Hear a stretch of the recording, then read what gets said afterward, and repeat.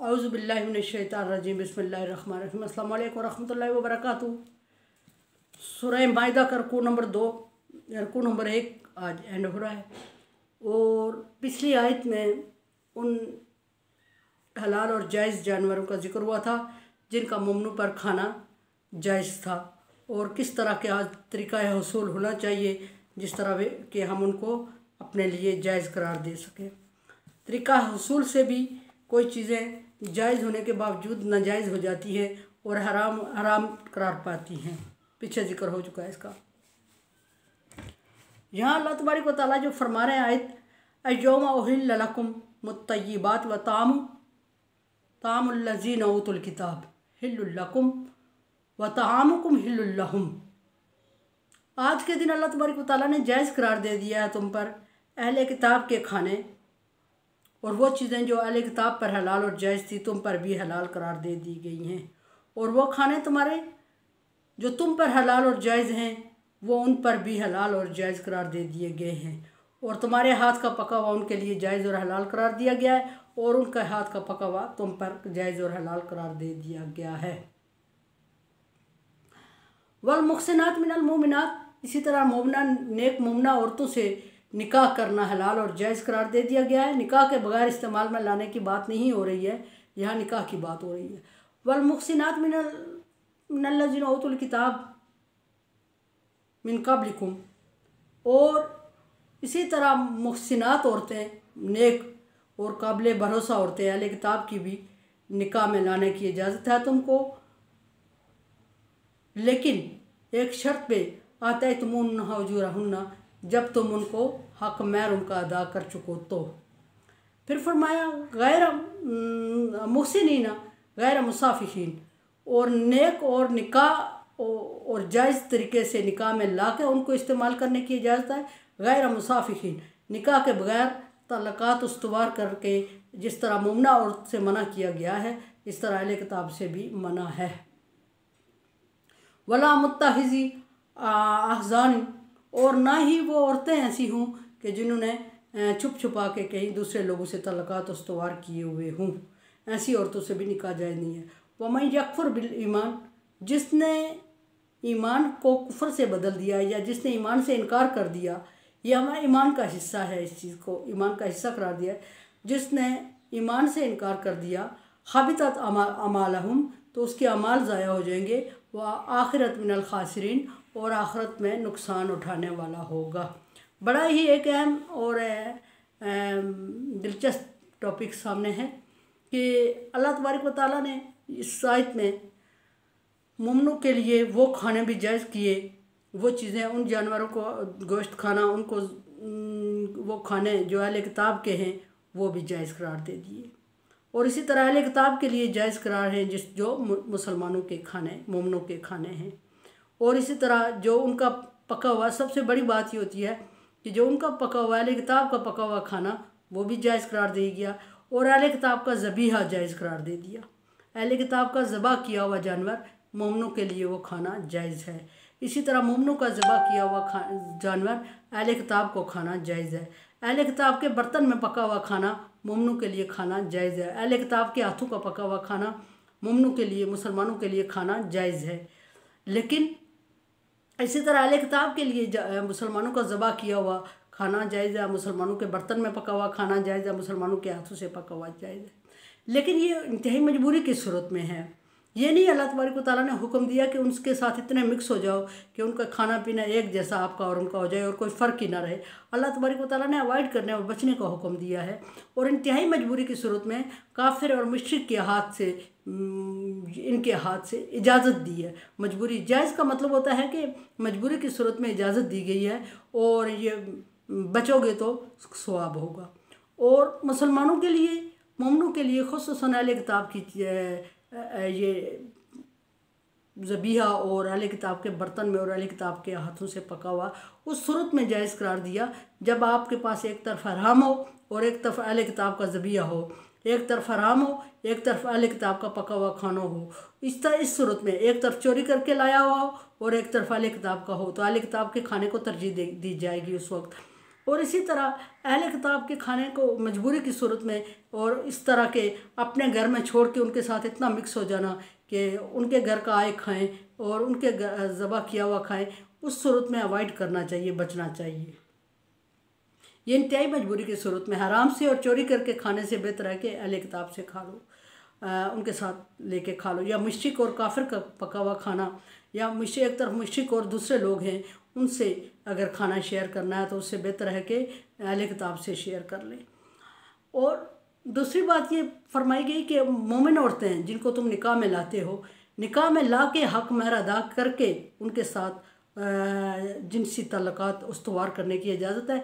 निकाह के बगैर अगर मोमना औरत से निकाह किसी तरह तल्लुकात रख के या उसको ब्लैकमेल करके, जो आजकल आम चल रही है रूटीन, ब्लैकमेल करके किसी औरत को अपने साथ पाबंद और मजबूर कर देना और उसको जिनसी ताल्लुकात रखना उससे और उसको हरासा करते, ये मोमिन औरत के लिए भी जायज़ नहीं है और ये अहले किताब के लिए भी जायज़ नहीं है। निकाह करना मोमिन औरत के लिए जायज़ है, निकाह करें मुहसिनीन, आसान किला, किला इसको कहते हैं मजबूती, निकाह को किला कहा जाएगा। निकाह में आने के बाद औरत मजबूत हो जाती है, औरत को प्रोटेक्शन मराद है कि प्रोटेक्ट हो जाती है औरत। तो इसी तरह अहले किताब की अगर औरत आपके पास मौजूद है और मुस्लिम औरत किसी वजह से अवेलेबल नहीं है निकाह के लिए या शादी के लिए, या आपका दिल आ गया है अहले किताब की औरत से निकाह करने के लिए, तो उस सूरत में अहले किताब यहूदी और ईसाई औरत से निकाह करने की इजाज़त है, लेकिन उसको प्रॉपर मुस्लिम तरीके से, जो हमारा मुस्लिम का निकाह जो तरीका है, जो रूटीन है, उस रूल्स के मुताबिक, अपने रूल्स के मुताबिक उनको निकाह में लाने की इजाज़त है। और निकाह में भी प्रॉपर तरीके से उसका हक महर पूरा, जिस तरह मुस्लिम औरत का हक है उस तरह उसको हक महर दे के फिर जिनसी ताल्लुकात कायम करने की इजाज़त है। अगर हम कोई ये समझता है कि मुस्लिम को सिर्फ मुस्लिम औरत से जिनसी ताल्लुकात निकाह के बगैर रखने की इजाज़त नहीं है और गुनाह करार दिया गया है, तो गैर मुस्लिम से या यहूदी और ईसाई की औरत से या अहले किताब की औरत से वो इस तरह के ताल्लुकात बगैर निकाह से रख सकता है, तो उनसे भी इजाज़त नहीं है, जिस तरह मुस्लिम औरत से नहीं है, इस तरह उनसे भी ना उनसे छुप के ताल्लुकात रखने की इजाज़त है, ना निकाह के बगैर उन औरतों को मिसयूज़ करने की या जिनसी तौर पे इस्तेमाल करने की इजाज़त है, और ना हक महर के बगैर उनको निकाह में लाने की ज़रूरत है। एक ये भी, और दूसरा ये कि बाज़ रवायात में ये भी आता है कि कि अहले किताब की औरत को मुसलमान निकाह में ला सकता है, लेकिन मुस्लिम औरत को अहले किताब का मर्द निकाह में नहीं ला सकता। इसकी क्या रीज़न है? इसकी रीज़न यह है कि मुस्लिम मर्द जब किसी ईसाई या यहूदी या अहले किताब औरत को निकाह में लाएगा तो पहले ये यकीन कर ले कि वो औरत कितनी उसकी फर्माबरदार है और कितनी उससे को चाहती है, और उस सूरत में अगर उसको मज़हब चेंज करना पड़े तो मुसलमान की निकाह में आके क्या वो मज़हब चेंज कर लेगी? अगर तो वह ऐसा करने पे आमादा है और कर लेगी, उस बंदे को यकीन है, फिर उससे निकाह की इजाज़त है। लेकिन अगर उसको पता है कि ये मुझसे मजबूत है ज़्यादा है और मुझे अपने दीन में ले जाएगी, बजाय इसके कि वो इस्लाम कबूल करे, मुझे यहूदियत और ईसाईयत में ले जाएगी, तो फिर उसको अवॉइड करना चाहिए।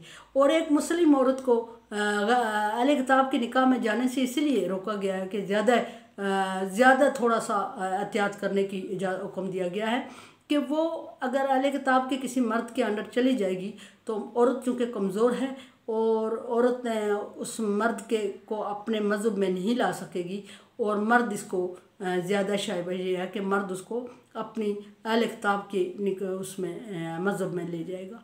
लेकिन आजकल जो चल रहा हमारा ट्रेंड ये ज़रा अपोजिट है। हमारी ना औरत कमज़ोर रही है, ना अहले किताब का मर्द इतना मजबूत रहा है, ना हमारा मर्द इतना मजबूत रहा है। अभी आजकल का जो ट्रेंड है, मर्द ज़्यादा कमज़ोर हो गया औरत की निस्बत, और ना अहले किताब की औरत इतनी मजबूत कमज़ोर रही है। तो उससे ये कोशिश करनी चाहिए कि सवाल यह है कि निकाह का तभी सवाल पैदा होता है कि अहले किताब की औरत जो आपके निकाह में आ गई है और वो बाद में मुस्लिम होने का यकीन दिलाए और मुसलमान हो जाए। और तरीक़ाकार भी मुसलमानों के शरीयत के मुताबिक, मुसलमानों के रूल के मुताबिक निकाह होना चाहिए। अहले किताब के रूल्स और शरीयत के मुताबिक निकाह नहीं होना चाहिए। एक रीज़न मुस्लिम औरत की ये भी है कि मुस्लिम औरत अहले किताब के मर्द के निकाह में ना जाए कि उसमें रूल्स जो शरीयत है निकाह उस मर्द के शरीयत जिस मज़हब से वो बिलोंग करता है उस मज़हब की शरीयत के मुताबिक निकाह पढ़ाया जाएगा। और चूँकि मुस्लिम औरत को ज़्यादा बचने का हुक्म दिया गया है। और इस तरह फरमाया कि फिर ये कि ना आप में से हूँ मुस्लिम मर्द को अगर वो किसी ईसाई औरत से इतना किसी अहले किताब औरत से इतना मुतासर हो गया है कि वो उससे चुप के तल्लुकात रखे हुए हैं और वो तल्लुकात हराम तल्लुकात तक पहुँच गए हैं, जिनसी तल्लुकात तक पहुँचने का ख़दशा है, तो उस सूरत में बेहतर है कि नाजायज़ और हराम और जिनसी तल्लुकात रखे अल्लाह का मुजरिम खुद भी बने और उसे भी करे, बेहतर है कि उससे निकाह कर ले। यानी कि बेहतर करार दिया गया है जिनसी नाजायज़ ताल्लुकात रखने से बेहतर है कि ईसाई औरत से भी या यहूदी औरत से भी निकाह कर लो। ये नहीं कहा गया कि अगर आपको कोई प्रॉब्लम नहीं है, अगर आपको अपनी रिश्तेदारों में कोई गुंजाइश मौजूद है और आप उसको छोड़ के अहले किताब को तरजीह दें, ऐसा हुक्म हरगिज़ नहीं दिया गया। अहले किताब का ना मर्द को मुस्लिम मर्द को हुक्म इजाज़त दी गई है कि मुस्लिम अपने करीबी रिश्ते को छोड़ के वो अहले किताब की किसी औरत को तरजीह दे, और ना मुस्लिम मर्द को औरत को ये इजाज़त दी गई है कि उसके पास अगर अपना मुस्लिम रिश्तेदारों में कोई रिश्ता मौजूद है और वो किसी वजह से कमज़ोर है, शक्लन वो अच्छा नहीं है या माली तौर पे कमज़ोर है या इस तरह है, तो उसकी निस्बत अहले किताब को तरजीह देने का हुक्म नहीं है। इस्लाम सबसे बेस्ट है और इस्लाम जब मज़हब मजबूत है तो डेफिनेटली इस्लाम को तरजीह दी जाएगी। लेकिन ये इंतहाई मजबूरी की सूरत में अगर किसी की अंडरस्टैंडिंग इतनी हो गई है कि पीछे हटने के चांस नहीं है, और अंडरस्टैंडिंग इतनी हो गई है कि वो नाजायज़ कर गुजरने पे आमादा हैं और वो अपने आप पे कंट्रोल नहीं कर रहे हैं और वो नाजायज़ एक दूसरे को इस्तेमाल करने पे आ गए, तो उस सूरत में नाजायज़ से और गुनाह से बचने के लिए कबीरा बहुत बड़ा कबीरा गुनाह है, इससे बचने के लिए अल्लाह तबारक व तआला ने निकाह कर देने का, उसको जायज़ कर देने का हुक्म दिया है। अदरवाइज़ आसानी की सूरत में या अगर बचाव मुमकिन है तो बचने का हुक्म दिया गया है। फिर फरमाया कि जो शख्स इनकार करे, जो शख्स दिन के किसी मामले से इनकार करेगा, यानी यहूदियों यानी अहले किताब से भी अगर आपके तल्लुकात हैं तो आप दीन को इग्नोर करके उनसे तल्लुकात नाजायज़ तल्लुकात उस्तवार किए हुए हैं और ये कह के किए हुए हैं कि वो चूँकि मुस्लिम नहीं है तो आप तो मुस्लिम हैं, आपको अल्लाह तबारक व तआला ने इससे बचने का हुक्म दिया, सो आप बचे। और बचने के लिए तरीका ये है कि उस रिश्ते को जायज़ और हलाल कर दे। और जायज़ और हलाल फिर मैं कहूँगी करने के लिए जो शराइत एक मोमिना औरत के लिए हैं, मुस्लिम औरत के लिए हैं, वही शराइत उसके लिए उस पर भी अप्लाई होंगी। और तरीका निकाह भी मुस्लिम शरीयत के मुताबिक होगा। और ये भी 100% यकीन होना चाहिए कि आपके निकाह में आने के बाद वो आपसे इतनी मुतासर है कि वो अपने मज़हब को इस्लाम में ट्रांसफ़र कर लेगी। और इसी तरह अगर मुस्लिम औरत कोई अहले किताब के मर्द की निकाह में चली जाती है तो उसको भी श्योरिटी होनी चाहिए।